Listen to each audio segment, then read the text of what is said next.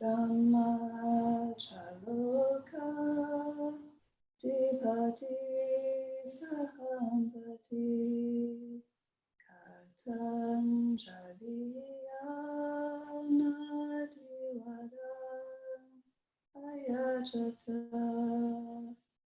anti dasata paraja kajatika Dese tu Dhamman Anukam Imam Bhajan.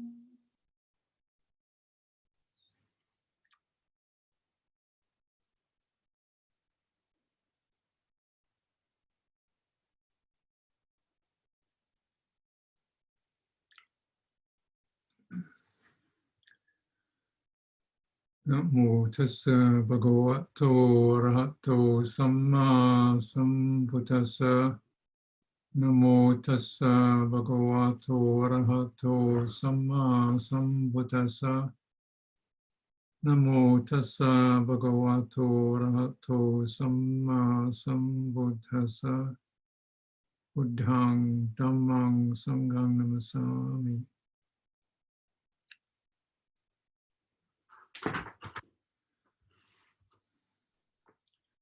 So the rationales behind this gathering is to create a gathering and to give us an occasion to align ourselves to something that extends beyond the circumstances we find ourselves in, whatever they are, into something more timeless and long-standing and universally applicable, which of course is the practice path of the Dhamma and the realizations that occur. And one of these is called entering the stream. Entering the stream. You've heard of stream enterers, entering the stream. That one's actually in something that has got a certain momentum, a certain flow, a certain direction to it. You're not just some isolated, thing in a body that's struggling around and trying to make sense out of this. You're in something that's going to carry you along, and you stay in it, and it's going to take you to this good place. And you're in there with a lot of other hearts and minds that have and are in that stream. And it's a stream of joy. It's a stream marked by joy. And joy is so necessary in our lives. Because joy, it's a feeling, but it's also it's an energy that nourishes heart, body, mind. If one is joyful, one is stronger, richer, more well-fed. It's just a fact. Nothing can feed you like joy. Nothing can feed you like truth. Nothing can feed you like friendship. Nothing can feed you like these heart qualities. This is the whole, point of all good karma, all bright karma, is that result of it is not just right and wrong, it's bright or dark. And the brightness is associated with that touching the Dhamma, being inspired, lit up, lifted, and then carried.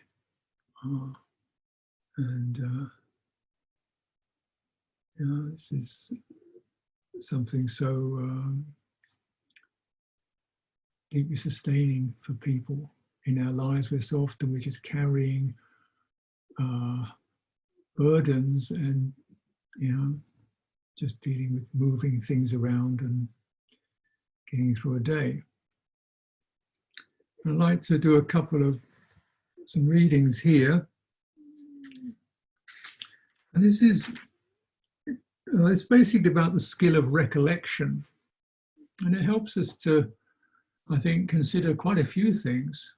The nature of happiness and joy, the nature of good karma, the nature of the mind, and the nature of things such as samadhi, concentration, and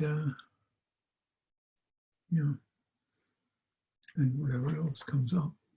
This is the first one, is about, it concerns the Buddha's talking to Mahanama.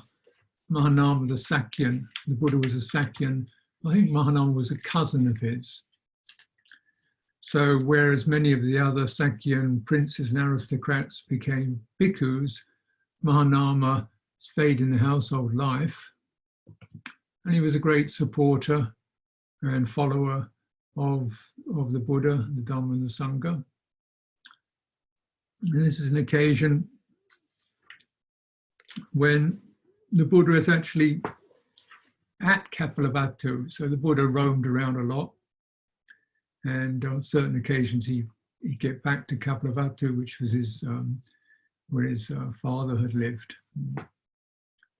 And he sees Mahanama, and I'll have to abbreviate this because these suttas tend to be very repetitive. This is from the book of the 11th, the Anguttara Nikaya, and it's the 11th and some of the 12th sutta. And he advises, so Mahanama is saying, I've got all these things to do, Bhante, with all our various engagements, all these things I've got to do in my life, how should I dwell? And the Buddha says, that's a very good question, Mahanama. Mahanama, a person with faith succeeds, not without one without faith. An energetic person succeeds, not one who is lazy. One with mindfulness established succeeds, not one who is muddle-minded. One who is concentrated succeeds. One succeeds who is wise. Establish yourself in these qualities. You should also recollect the Tathagata, that's the Buddha. The Blessed One is an arahant, perfectly enlightened, accomplished in true knowledge and conduct, fortunate knower of the world, unsurpassed trainers of persons to be trained, teacher of devas and humans, the enlightened one, the Blessed One. When a noble disciple recollects the Tathagata, on that occasion his mind is not obsessed by lust, hatred or delusion. On that occasion his mind is simply straight, based on the Tathagata. A noble disciple whose mind is straight gains inspiration in the meaning, gains inspiration in the Dhamma, gains joy connected with the Dhamma. When he is joyful, rapture arises. For one with a rapturous mind, the body becomes tranquil. One tranquil in body feels pleasure. One feeling pleasure, the mind becomes concentrated. This is called a noble disciple who dwells in balance amid an unbalanced population, who dwells unafflicted amid an afflicted population. As one who has entered the stream of the Dhamma, he develops recollection of the Buddha. And he does similarly to the Dhamma and the Sangha. He recollects these. And he also says you should recollect your own virtuous behavior. Unbroken, flawless, unblemished, unblotched, freeing. Praised by the wise. Ungrasped, leading to concentration. And the same thing occurs. Mind is gladdened, inspired, joyful, rapturous, body is tranquil, the mind feels pleasure, is at ease, and is concentrated. So virtue, and this is Mahanama as a 5 precept follower. Of course, the 8 precept person has a further recollection that they are living the lifestyle of the arahants, which is an amazing thing to recollect, really. They also says, recollect your generosity. It's truly my good fortune and gain in a population obsessed by the stain of miserliness. I dwell at home with a mind devoid of the stain of miserliness, freely generous, open-handed, delighting in relinquishment, devoted to charity, delighting in giving and sharing. One whose mind is not obsessed by lust, hatred, or delusion, is simply straight, based on virtue, based on generosity, gains inspiration in the meaning, gains inspiration in the Dhamma, gains joy connected with the Dhamma. Joyful rapture arises. With a rapturous mind, the body becomes tranquil. One tranquil in body feels pleasure. For one feeling pleasure, the mind becomes concentrated.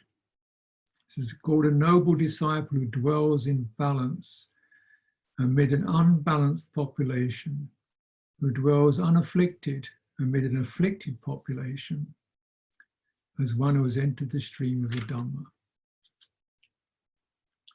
And he recommends Mahanama. You should develop this recollection while walking, standing, sitting, and lying down. You should develop it while engaged in work and while living at home in a house full of children. So you can imagine, oh no, life with kids running around and stuff to do. Buddha says, well, it doesn't matter, just focus on that. So he's obviously a busy man. And similarly, we have another example. There are quite a few of these actually. This one is the great matriarch of Savatthi, Visakha, who became a stream mentor when she was 7, just on hearing her teaching. So she has this wish to provide various requisites for the bhikkhus and the bhikkhunis. And the Buddha says, well, you can do that if you like, but what benefit do you see for yourself in this? And so he says, yeah, this is, yeah, what do you get out of this for yourself? And she says, oh, well, because he wants to ask her. So, you know, it's for you. You've got to get something out of this. She says, well, when she recollects that these various monks and nuns who've been at Savatthi, you know, will get benefit, maybe some will be stream enterers or whatever, and they will have eaten her food and taken her medicine, she will feel happy and delighted. And so when I remember this, I'll be glad, which is the same word, pamoja, joy, gladness here, translated differently. When I'm glad, I shall be happy, which is his translation for rapture. So the same phenomenon occurs. When I'm happy, my body will be tranquil. When the body is tranquil, I shall feel pleasure. When I feel pleasure, well, my mind will become concentrated. That will maintain the spiritual faculties and also the spiritual powers and also the enlightenment factors. This is the benefit I see for myself in doing this. So this is, you know, that was always the, you know, the principle was your external actions should always be opening the internal qualities of your heart. And if you're doing bright karma, like this, bright actions, that's the beauty of it, is you can open to that. Yeah. Your heart will open to that because you're doing something you have no, you know, you have no regret about. You have no, it's not competitive. It's not self-oriented. It's not closed. It's an open state. And so what you're doing, the goodness of that is going both ways. And this is exactly the kind of cultivations that are required. Yeah. There are several things to bear in mind about that when you look at this sequence. You see, what is recollection anyway? What is this? And what is samadhi? They're not, person is not focusing on a, meditation object as such. They're not focusing on a breath or a mantra, or they're not focusing on, their mind becomes samadhied by feeling happy, by feeling pleasant and light. It is samadhi because it's not running out. It's not caught up with agitation or passion or worry. It is collected in itself. It's consolidated. I think this is a good thing to bear in mind when you reflect upon that term, because so often we use the word concentration. It's generally a narrow beam that comes into mind, a narrow point. And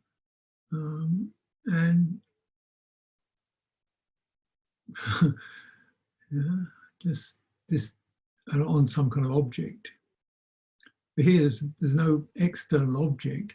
The mind is being consolidated from its out there here through the quality of an internal happiness that comes from skillful connections, skillful deeds, skillful recollections. So what is recollection?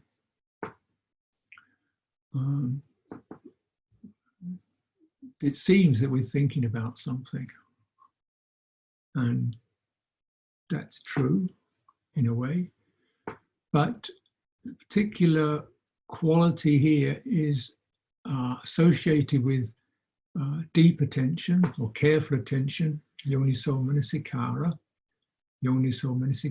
attention that goes right into the source of where we're coming from, where our motivation is, where our inspiration rises up.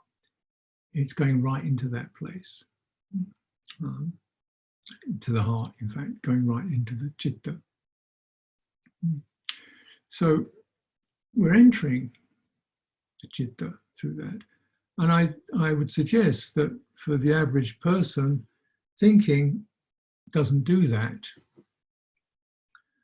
Ordinary thinking doesn't do that. It doesn't enter the heart. It scurries, and it's abstract. This is partly because most of our verbal experience is in terms of written words, whereas most of their verbal experience is in terms of spoken. Writing was around but wasn't very common. They didn't use it a lot. Mostly the word was the sound of a voice coming through a human body, and they'd hear it with their ears and go into the heart. And you get the tone and the mood, and it touches the heart directly. And of course, all the teachings were given in that way.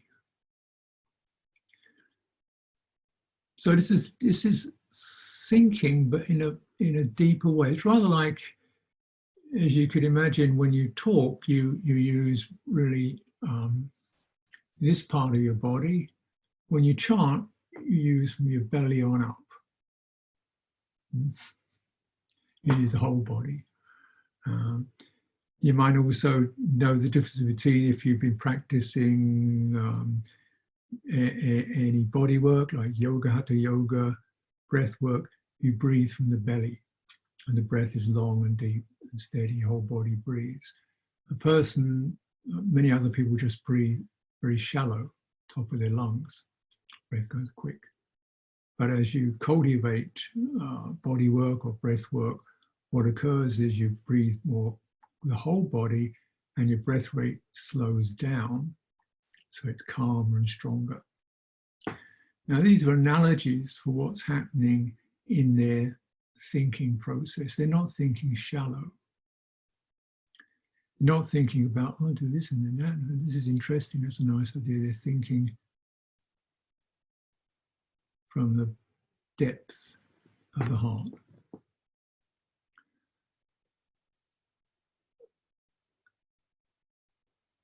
And so this is a skill. And it just to be able to think from the depth of your heart and to make a practice of it, to train oneself to think with deep attention, rather than just the thinking that's about getting business done and memos. So when you go deeper,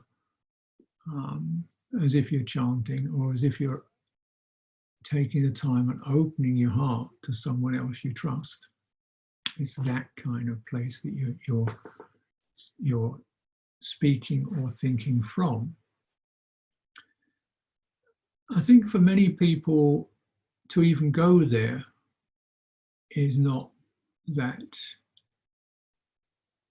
frequent, and it's not very happy.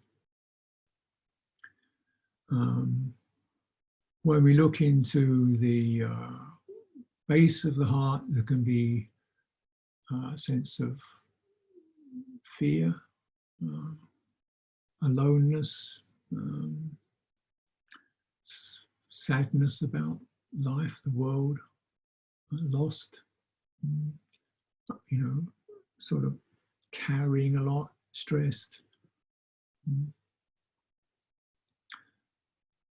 And this is why it's absolutely necessary to take the Buddha, the Dhamma, the Sangha there, and those, but also take your own virtue there, because this is the place in the bottom, the base of the heart, where there comes those irrational, maybe, but embedded impressions of, yeah, I'm not very, I'm just this, I'm not much, I'm not worthy of very much. A kind of fundamental life messages and self-definitions, fundamental messages. This is where we believe ourselves to be men or women. We believe ourselves to be Canadians or New Zealanders or Japanese or British or Mexicans. Yeah. We believe ourselves to belong to something that's actually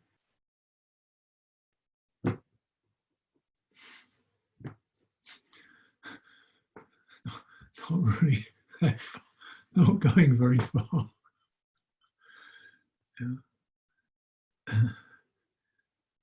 Yeah, like what do you think you are? What do you believe you are?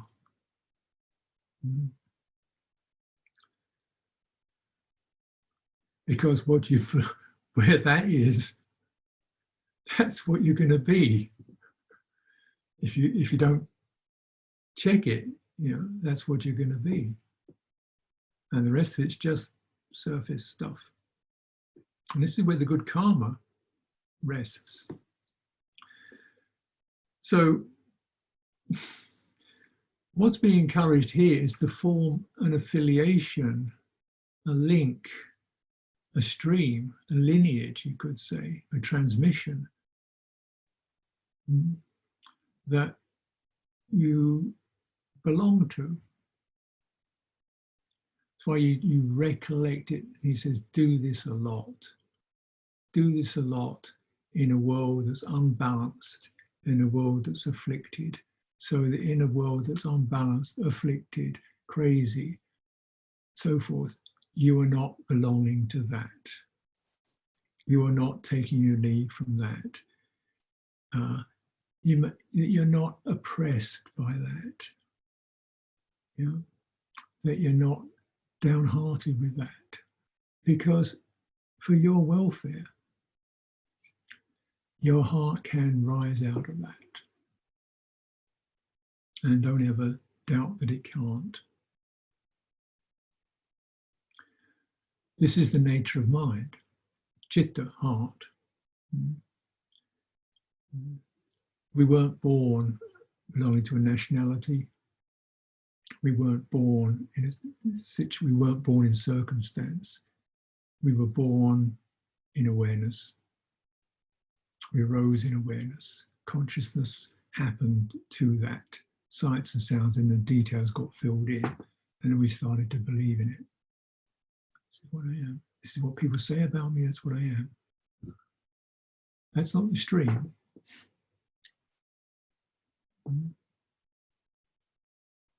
So when we, this really sense of deeply embedding oneself, yeah, and considering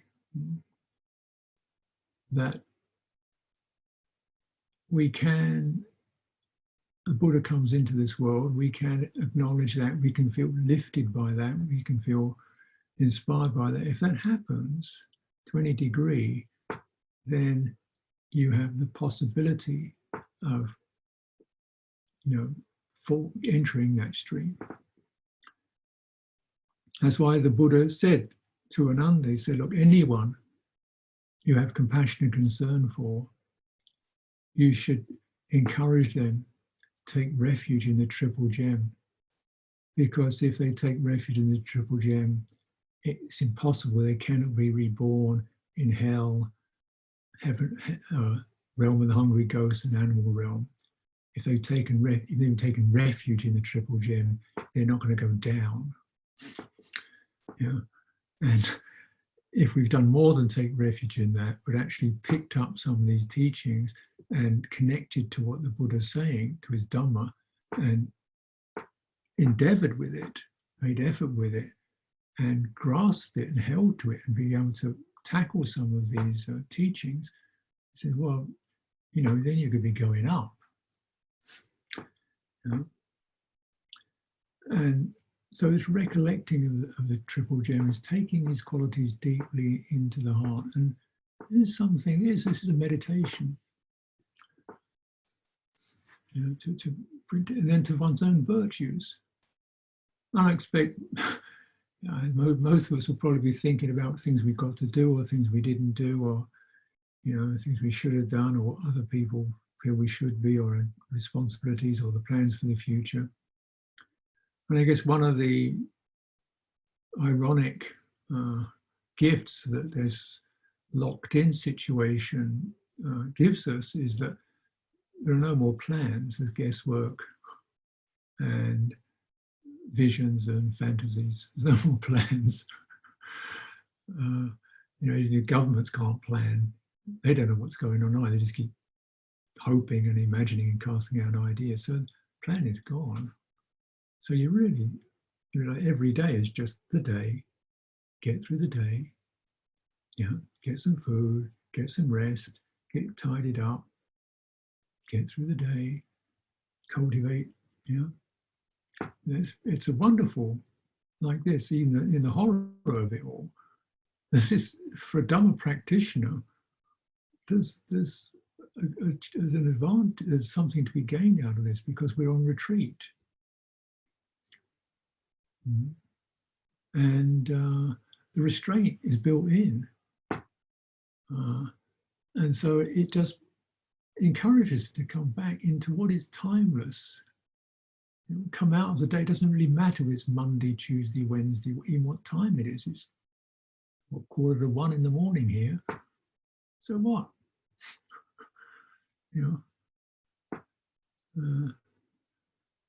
So it's a chance to use this for this entering this timeless stream.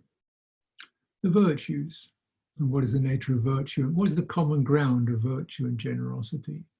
The exercises and cultivations in mutuality, aren't they?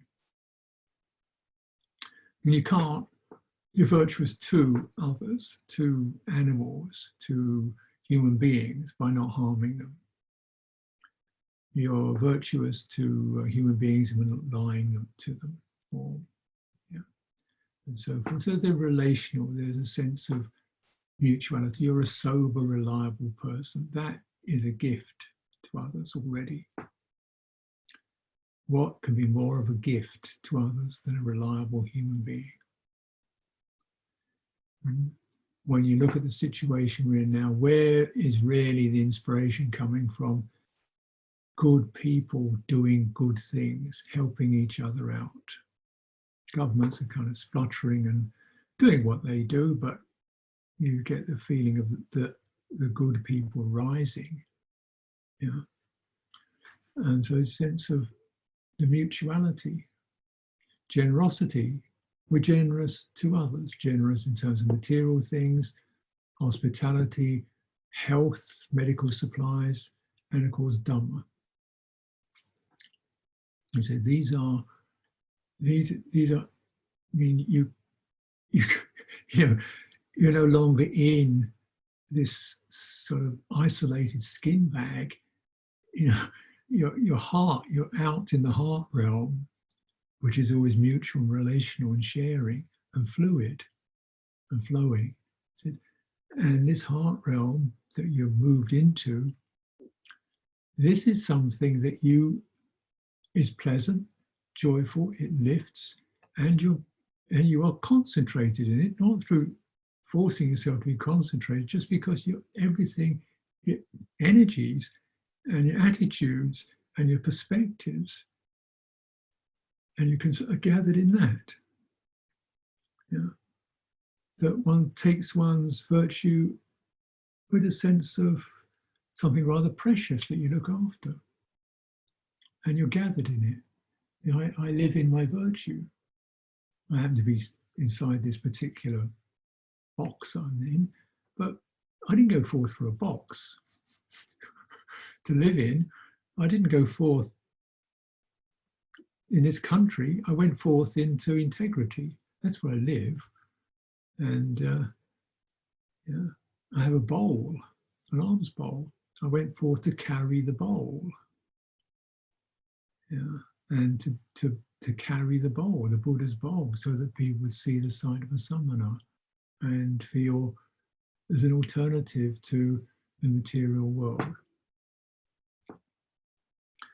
And for people who are not carrying the alms bowl, then there's still these qualities they are carrying. Virtue. And they carry, as you carry virtue and generosity, it carries you if you reflect upon it and recollect it deeply. This gathers the mind in. This is samadhi. And as it said, when the mind is in samadhi, it sees things as they really are. It's got past the distortions and the propaganda and the politics and the economics. It sees things as they really are. And it becomes disinterested with, you know, the material world. It's like, that's not my story anymore. Disinterested, and it begins to release these distortions and realize liberation. So this is how the path develops. But daily life, here's Mahanama sitting in his, wherever he is, with his kids running around and doing whatever he's doing. On one level, he's doing that. Yeah, that's just what's happening at the kind of external surface, but embedded in the ground of the heart is a sense of, oh, this is just what I do, but this is what I am. This is where I live. This is just stuff that you deal with, but your basis is here. And in this world, one is balanced because you have that inner gravity.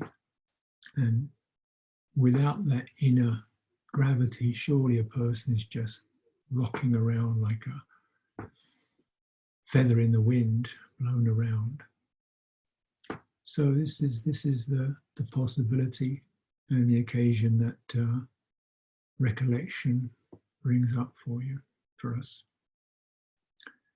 So encouraging the mind to think slowly, touch the heart, touch a value, dwell upon it, get the feeling for it, linger in it, abide in it, enjoy it, steady in it.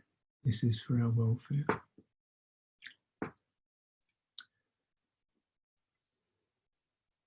So offer this beautiful thing. Amakataya sadhu karanda damase sadhu sadhu sadhu anumodam. So let's just take a few minutes to let any of that settle and follow where the Dhamma has taken you.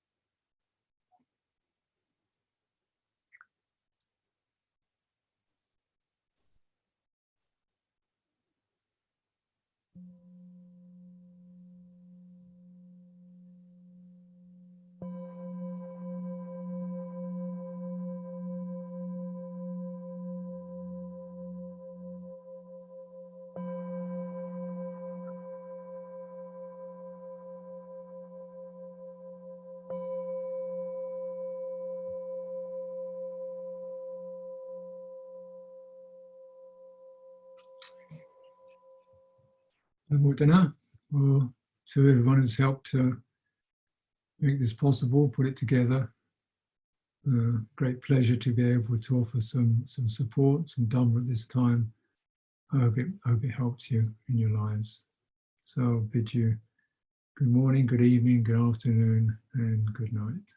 We'll just finish with the closing homage.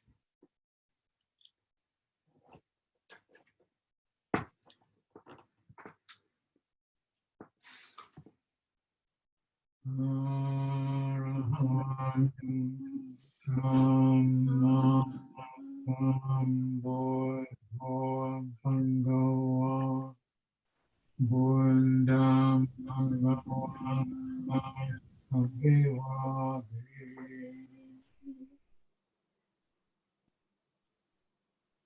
Swakatu Bhagavan Dhammam